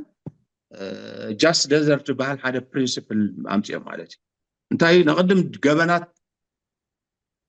ከም ክብደቶም ካብቲ ዝኸበደ ስጋዕቲ ዝተሓተ ክስርሑ ኣለዎም ንኣብነት ዝኸበደ ክድዓት ወይ ከቢድ ክድዓት ወይ ከቢድ ቅትለት እንተኮይኑ በብደረጃኦም ክስርሑ ኣለዎም እቲ ጋግ ናይ መቕፃዕትኻ ኣብ 1 ዓመት ስጋዕ 10 ዓመት ገለ ድብል ኣይኮነ ክፀብብ ኣለዎ ማለት እዩ ጋይድድ ክኸውን ኣለዎ ኣብ ዝበዝሕ ግዜ ካብ 12 ወርሒ 6 ወርሒ ካብኡ እቲ ዲስክሬሽንሲ ኣዝዩ ፀቢብ ክኸውን ነቲ ገበናት ሰሪዖሞ ማለት እዩ ንኣብነት ንሕና እውን ኣብቲ ነቲ ሕጊ ዘበናዊ ክንገብሮ ካብ ዝነበረና ክስታይ ካብቲ ናይ ኣሜሪካ ካብቲ ብድሕሪውን ዓዲ እንግሊዝ ብድሕሪውን ስወደን ነዚ ፕሪንሲፕል ተቐቢሎሞ ዓበይቲ ኢንተርኔት ስለዘየለ ኣብቲ ዓዲ ካብ ወፃኢ ዓበይቲ መፅሓፍቲ ናይ ሰንተንሲንግ ጋይድላይንስ ገለ ዝበሃሉ ንዖም ገዚእና ገሊኦም ክቡራት እዮም 32,000 ገለ ዝዋግኡ መፅሓፍቲ ገዚእና ካብኡ ኢና ንቐድሕ ዘለና ምክንያቱ ኦልሬዲ ሰሪሖሞ ኣለዉ እቲ ገበናት ምስሩ ኣየድልየናኒ እቲ ዘድልየና ግን እንታይ ምስ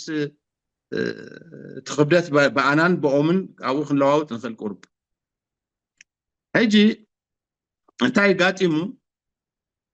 ንኣብነት እዚ ናይ ሳቶም እቲ ብዙሕ ገበና በዓል ኣሜሪካ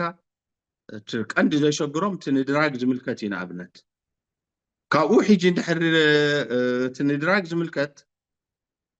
እንታይ ገብርዎ በብ ድራግ ዓይነታቶም ከዓ ብዙሓት እዮም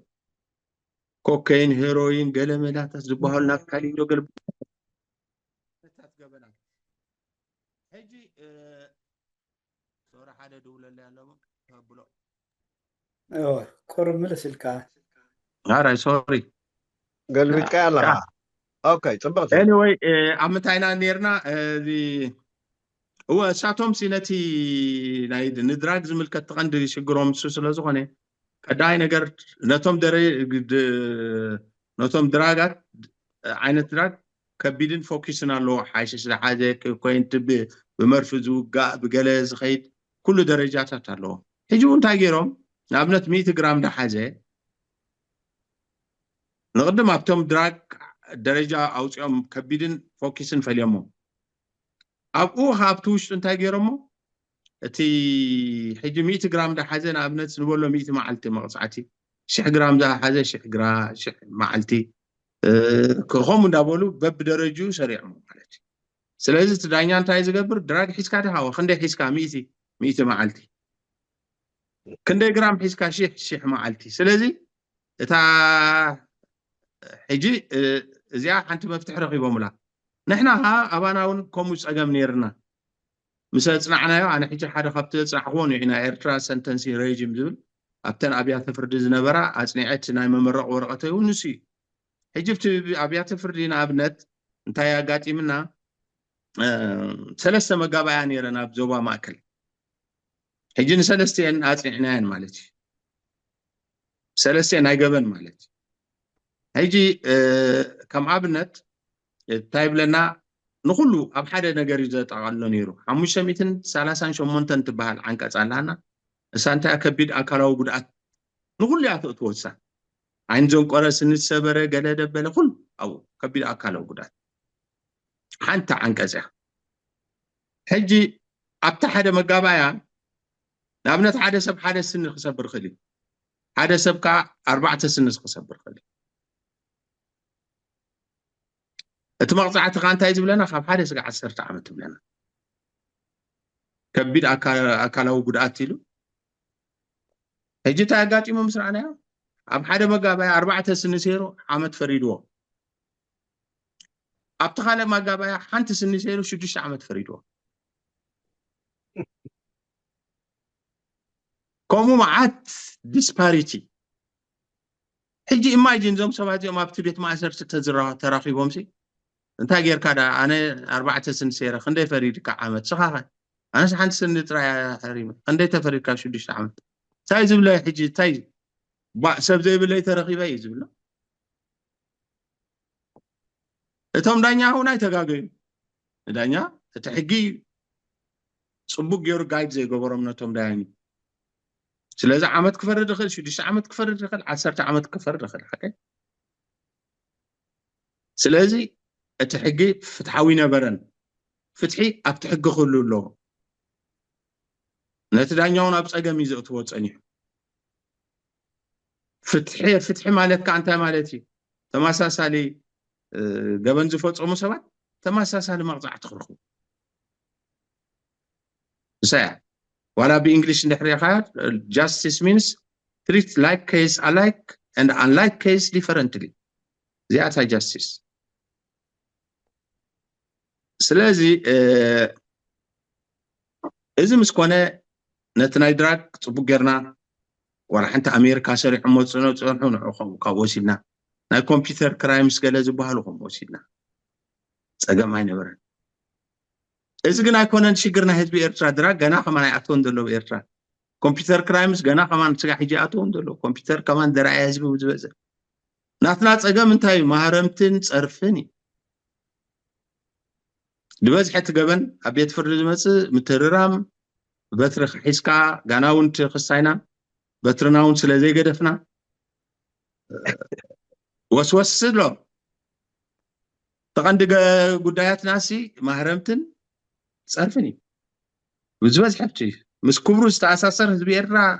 ኣይፃወርኒ ከምዚ ሕጂ ብዚ ፌስቡክ ገለ ዘሎ ኣይኮነን ሕጂ ንዕኡ ዝኸውን ሓሰስ ተበልካ ኣብቲ ናይ ኣሜሪካ ናይ ዓዲ ግሪሲ ዋላ ሓደ የለን ምክንያቱ እሱ ተሪፊ በቃ ብዙሕ ኣይኮነን ዝክሳዮም ኣለካ ባትሪ ኤንድ ኣሶልት ኢሎምሲ ሓፂር ኮንቲኒስ ድራግ ዝተራቐቑሉስ ነቲ ማህረምቲ ዘይተራቐቑሉ ፀርፊ ከማን ኣብ ዝበዝሕ ሃገራት ፀርፊ ዝክሳይ እንታይ እዩ ፀርፊ ከማን ገበን ኣይኮነን ምስ ሓሳብካ ናይ ብናፅነት ምፅስርካ እውን ተፃረፍ ተደለካ ኣለካ ዋላ ኣብዚ ሕጂ ኣብ ፌስቡክ ኣብ ገለ ፀሪፎምካ ቤት ፍርዲ ተኸድካ ክሲ ከማን ኣይምስርተልካን እዩ እዛ ብዝበዝሕ ጉዳያት ነው ድሕሪ ኢኹሞ ኣባና ግን እሱ ከቢድ እዩ ስለዚ መፍትሒ ላዕሊ ተበልካ ታሕቲ ተበልካ ኣይተረኸበትን ማለት እዩ ኣጋጣሚ ኮይኑ ኣብኡ ክንካታዕ ምስቶም ብፆተይ ኣብታ ኦፊሰይ እዚኣ ነይራ እዛ መፅሓፍ እዚኣ ኣብቲ ሸልፈይ ኣነ ገንፂልያ ኣይፈልጥ ነበርከ ብናትያ ተሓሳስባ እቲ ከምቲ በትሽዑ ዝነበረ ናትና ተሓሳስባ እቲ ኣታዊ ሕጊ ገለ ዝበሃል ዝድሑር ናይ ቀደም ገለ ዋላ ሓንቲ نزناتات قالنا أبوتاتنا قال أخذ بالمبري أبو حقوين يرو أبت حقيس دبل قال أخذ بالمبر قم نجار على الناس أنا حسب نيرنا حقات أمك أنت بزق خستاي كوبزيات تاو حقتها سخنج نيرو قلت لنا بلا ناس قاعد يجي كمان أبزي على أنت يذهب تم جمرة موقعتي لوسي اليوم دحين توزيهم بعل أبا زرايقوب ستيفانوس ولا مريم أبراهام إنجنير جريمة قبر مسكن تعامل مسكنا قبهم نزلت نحنا أبزي قدامتي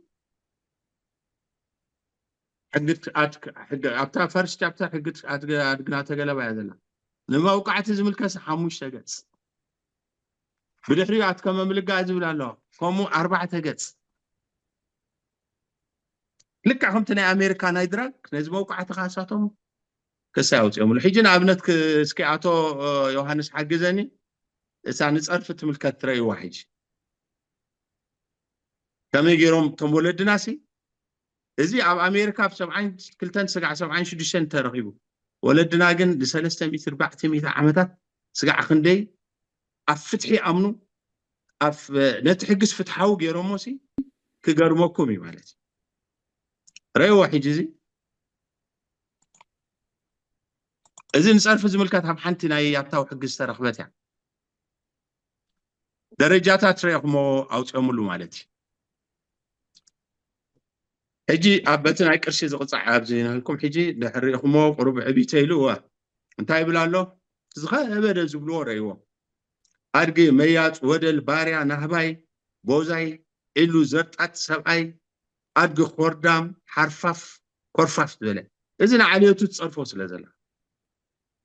مرسل سعيبلو نسخا باريا انديخا سخا أرجي انديخا الكاي ترات عني خمو تسكتو يبلكان كان يشراش نودي سبس خبرو تنكفو يبلكان باريا انديخا حجي سكرت عي بهالني بسكمزي انتاي مرسل سعي زيبلا حموشة مئة قرشي بتشعو ميشم حموشة مئة قرشي انتاي مخان اندي إستز خبري أدقي مياس ودل باريا دلتك بركة نعليتو يخا صرفو دلا بدحري ريو أديو يا أبو حريقو زعدلو وإذا عدلو تو أدي خان دي زعدلك أبو خان دي زعدلك زي جهان عخايا ودو خصو يكون كان أبو أدي خان زعدلك تي ولادي تبلو دلا خص أبو خاي كونن تبلو لا ساون حموشة ميت غش إستز خبري جبلو تحبرت سمالك بدحريو انتاي بلوكم الله كلتا 230 قرشي زغطو خا كلتا جبنات الله تعاجي بزي كيد رسحاتو فون زبله ازون مساعدته ما تواشيبو ولا مس جلس اي كيد رسحات كانت كاجلت بلنها مالتي اذا مس منو 330 ورد تلاخه نسخه بعلها استهلك كادي زبله مس منو تزقيد يزون بلا هبي غاونا بقلي إلو تصرفه 220 زي قبور قباري زبالة حجي تايخ تصرفي كون قلنا لي دلو خانه إذا درجاتات لك خمتناي نتجات حجي حموشة زغطعو كلتا 230 زغطعو 240 زغطع 100 زغطعونه لكم كلبي لو تصرفه سبعي يكون سبيتي 64 زغطع 60 زغطع خاريون رسح درباي زبلت انا حب زمان كاللخو بلع خلت سقع حرما زبله اشجنو نود ما اخل دقاله زبله ابايتو حماق شق زيتو بلوم زبله انجيرا خا من كبر انجيرا خايلا يدو تصرف زيهم سوساس ريو لحر 30 قرش زغطوا خانو لكم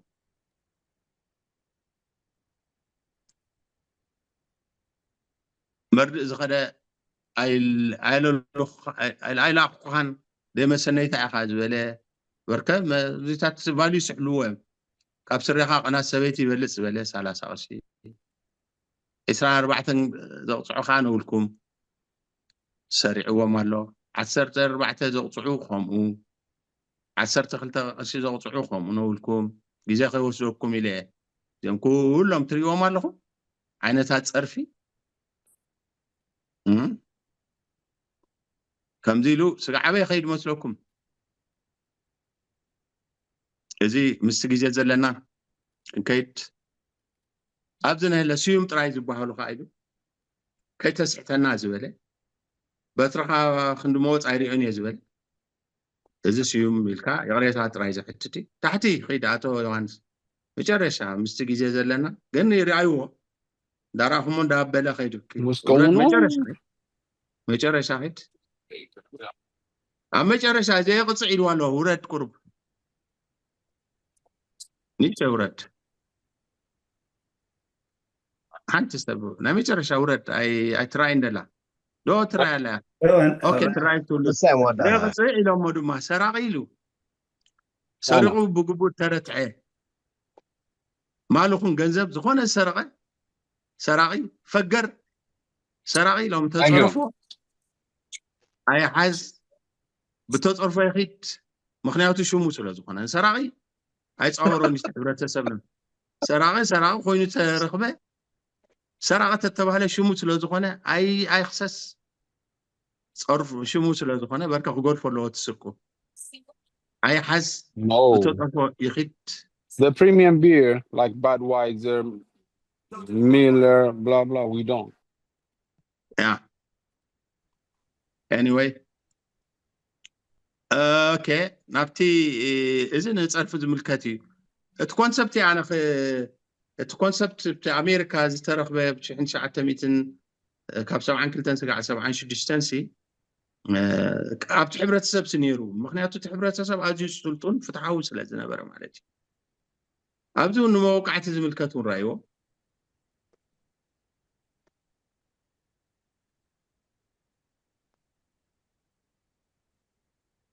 اوكي هراي ياون عبيها بالغرب ايه رايكم كابتا هلا انتو يزبلكم تن كلن ياتاو حقتات مسترايه كم تزبلكم ابغى حمش شغت زرزري نقول نجر زرزرو ايو اجيزو كومو مالتي تاي ابزي تاي حلو كبدات نايت جبان حلو فاليوس حلو تناي مكبار زلو تنورتات تخبرتاتو نعقبه خيد نتنورتات كم يجرو يوغدو ابصر في يكون اب محربته كومو الله ابنت ابزي ندحريكمو ولو دز واقع بلنا الله زعابه جبان زبو كابرسي سا ينقل لهم بقى مريسي تقبوني انا أورسوني نبو بركة دفير أو أورسوني نولد ما يوم معناته زي ولا بتمسحف قدسون سلازلو مالتي أبغانا دخانا خبر جلس سلازول زبز حون كومتات سلازوستو حمون حماتون زوقعة حموان حماتان زوقعة كم موقعتهم بلس ثلاثة حلقي زبلوات حلقي زفلتوات لهم أبتي خستايقوا عند ميكائيل سولومون أمتي ولا الكنتاي مالتي فرقنتاي مالتي بتي سرعة دنبزان بهلا بكل تشين 10 تخلتن زي تحتمل حجي ناتو فاليوس حلوهم بيچحمي ز حاجه تبع القميص نشومنا ينخاهن بيچحمي ز حاجه نتاراسب فليل يالو انا حدا شومنيا نكاهن تبع القميص چحمي اسكان حدا تراسب او فلاليو نتي سلس حلقه قصع نتي تراسب كافل تحلقي نسبيت زوقه مو دم تراي زوصا حلقي مچمچميا خانتاي تي كله بتايل حردلا تاسم قبرلا قال كله تمچمچميا زبحال سقومي نختحويز كله تاسم بربريو قال غيرو بلا وقعيزه سنبره نغاسا وقعيزه سنبره دم زفسس قال اندابله دحركيت كاريو ورد مستجيزه زلنا حجريو حلق اذا قصي شمون تقرش اذا قصي وصعت الله كوم دابله يزخيد مالتي سلازي مستي زلنا جيجي نابتي خستاي كنمص እዚ ሰፊሕ ማለት እዩ ማለት ንዝግደሱ ብውልቂ በገለ ንዝግደሱ ፍሉይ ክሳይ ከን ግዜ ወሲድና ከነብል ንኽእል ግን ኣዝዩ ሰፊሕ እዩ እቲ መፅናዕቲ ናይ ኩሉ ያታዊ ሕግታት ምስ ተኻየደ ኣብቲ ሕብረተሰብ ኤርትራ ኣዝዩ ስልጡን ኣተሓዛ ናይ ፍትሒ ፀኒሑ ማለት እዩ ስለዚ እቲ ዳኛ ኣብ ኤርትራ ኣብቲ ያታዊ ሕጊ እንታይ ታራናቱ مرتعتها تأكيبو تافرد جن أبتح حاجة أزل سبيسيفيك ليلا نقول لا نتفردي سلازي كابز عبنا يحقنا كونسبتنا حقيلن مو حجي حد أبنتي زي تياتاو حق سقع خندي هياو مخانو سقع خندي كابو بوزح خير كبز خكال سقع خندي تريجر مخانو حبتنا هزبي إرسام مخانو سلا حدا خبت استمهرنا يعني قرما انتهي وا تزل كان قدم مفلات حدا خبت صقم دص الحيناي بزحات افريقيا هاجرات نعوخن الرم علنا إلا ناول نحسب زنبرنا وشعو نزغلو نسعرلو انتهي دكا خم ترينا ديفيد بعلو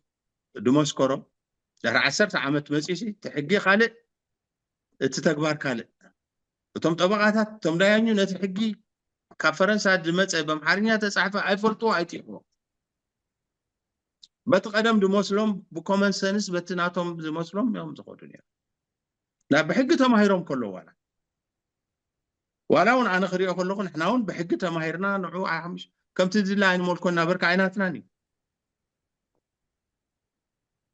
بر كومينا كون مهار لين كمو كمت نعخذ مسل كابا خذ وقله ندرجه خذ انصبار حق خاخ بحال كله ببجي سلاج ما حيش نزا اوان كاجي اتخون حقي عم دافت دلي بر دب ابلكا خب امريكا وكا فرنسا مصخا فرنسا نعوم زخون مستي نعوم زملكتنا ابراهيم غيرهم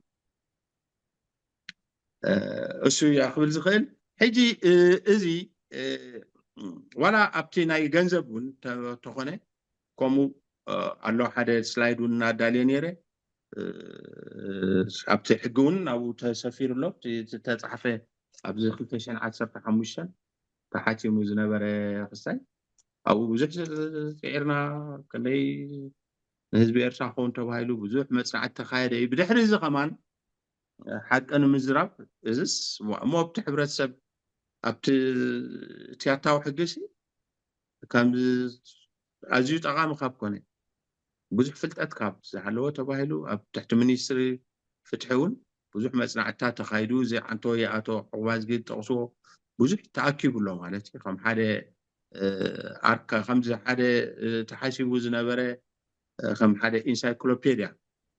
كدالو ناي تقولو فلطات ابتياتا زلو ناي كلن بهرات مو حق كله نهاجر زخون مالتي تخونه انا خم عيتا حاتيتكم قداي نجر ديسنتراليزيشن زبال ابتقدمكم لسالو تحبرتسب بحالاي مخنياتو تهزبي ببناتو نعو زخون ببخبابيو مس نابرو مس درجه معبالو زخون لك خم تقدم زنبره كومو خجبر نخلنا نفناخا خابت كل تواصي نعنا زمسل حدا هاجراو دبال حقي كم زي حجي خنغركم صنح خذي زغبنا وحقي ولا سيبلا وحقي زي زلو بزكع المتن نعنا نخمسل نتي ابتياتا وحقي تمركزو زتصحفي بزح نغراتي كابو توسيد مالتي سلازي بزح سنداتون تتعكب الله ان فاكت كم زي ما فعلت تبايلا انت مصحفون تصحيفان يرا متاياس حقن سرعاتن ኤርትራ ገለ ትብል ይሪኦም የዞም ህግደፍ ኣብቲ ፌስቲቫል ይሸጥዋ ገለ ንዓይ ከማን የብለይን ግን ሪኣ እሳ ከም ሓደ ሓፈሻዊ መታእታቱ ተባሂላ ግን ዝተኣከበስ ብዙሕ ነገር እዩ ክብል ይደሊ እዚ እቲ ኣብቲ ክስታይ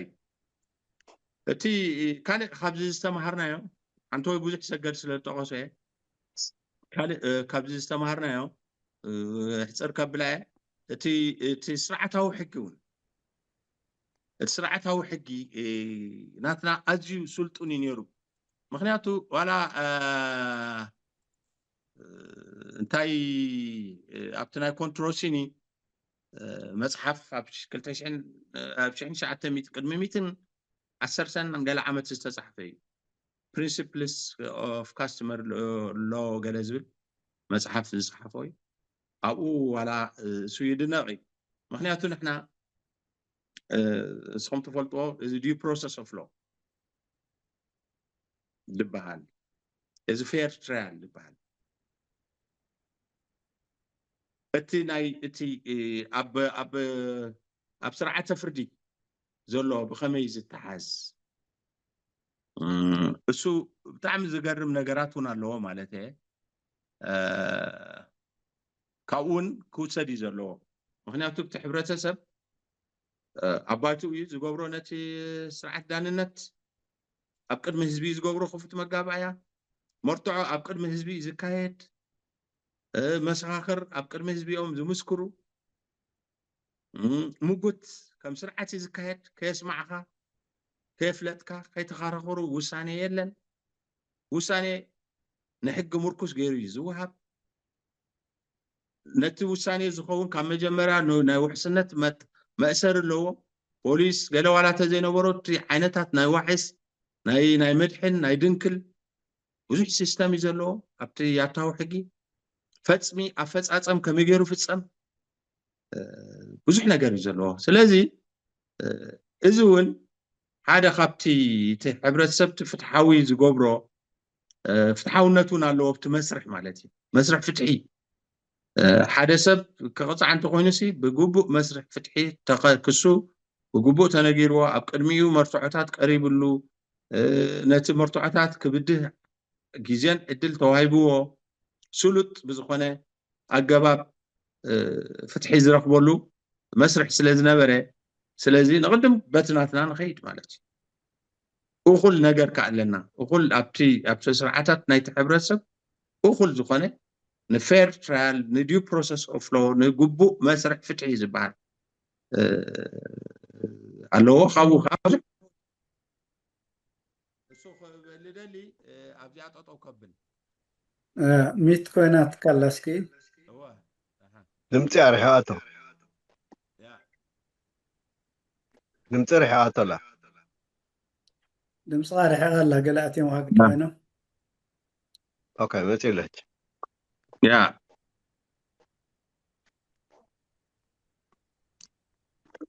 ኦኬ ዳርጋ ወዲየ ስለዚ እንታይ ክብል ከዛዝማ ከለኹ ከም መዛዘሚ ማለት በቲ ፃዓዱ ዝመልኡና ክንከይድ የብልና ንቅድም ንሕና መኒና እንታይ ኣለና ክንፈልጥ ኣለና ከምቲ ዝሪኦ ዝበዝሐ ንዓና ዝኸውን ንኩነታትና ነዘለናዮ ደረጃ ዝኸውን እኹል ትሩፍ ነብስና ዘኽእል ናይ ሕጊ ብዙሕ መሰረት ኣለና ንዑ ንጠቀም ዝሰረፈተሎ ከዓ ንሪኦ ማለት እዩ ስለዚ እሱ ክብል ይደሊ ቴንክ ዩ ኦኬ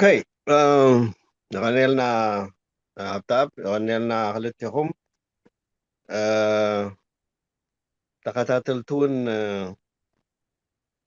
ፅን ኢልኩም ትሰምዑ ነርኩም ገለገለ ሕቶታት ክህልው ክህሉ እዮም ወይ ሓሳባት ርእቶታት ገለ ክህሉ ይኽእሉ እዮም እንተተኻኢሉ ብሕቶ መልክዕ እንተነቕርቦ ፅቡቕ እዩ ማለት እዩ ሕጂ ሒዝናዮ ዘለና ጉዳይ ሓደ እቲ ሰገድ ዘቕረቦ እቲ ኮንሰፕት ያታዊ ሕጊ ክንብል ከልናስ እንታይ ምዃኑ እንታይ ጥቕሙ ካብ እንታይ ይብገስ ዝብል እዩ ነይሩ ጠቕምታት እውን ከይተረፈ ሕጂ እውን ብተግባር ምስቲ ኩነታት ኣብ ኤርትራ ኣብ ዘጋጠሞ ዳኛ ሃብታብ ከዓ ብፍላይ ኣብ መወዳእታ ዘርዚሩ ዘቕረበልና እንተዛሪእናዮ ገበናዊ ሕጊ ብዝኾነሉ ግዜ እንታይ ክግበር ከም ዘለዎ ብደቂቕ ተፃሒፉሎ ማለት እዩ ስለዚ እዚ ንርእሱ ከም ዘለዎ ዘበነ ፈርጊ ይኮነን ግን ከም ዘለዎ ዘይኮነ ክንወስዶ ዘይኮነስ ልክዕ ንኡ ሒዝና ኣለና መንቀሊ ማለት እዩ ስለዚ እዞም ምሁራትና ኣቕሪቦምልና ኣለዉ እጂ ሕቶ ዘለዎ ብሕቶ እንተንጅምር ፅቡቕ ይመስለኒ ዳሕራይ ኣብቲ ተኣሽሙ ክከይድ ስለዚ ሕቶ ዘለዎ መድረክ ንገዛ ይኸውን ኣሎ ማለት እዩ ቅድሚኡ ገለ ክትብሎ ትደልዩ ተዘለኹም ጆን ገለ ክትብሉ ትኽእሉ እዮም ምናልባት ንሓሙሽተ ደቕ ዕረፍቲ دلخ يكون تسب حنتي نعرفتي ناي حمشتا دا مزاناقع قرنا نقرفو مدحر حمشتا دا تسب كملس مالت صبوق مسلني صبوما بلو سميعهم لهم زاناي جون دحر عمشترا قن بلك عيناه المتص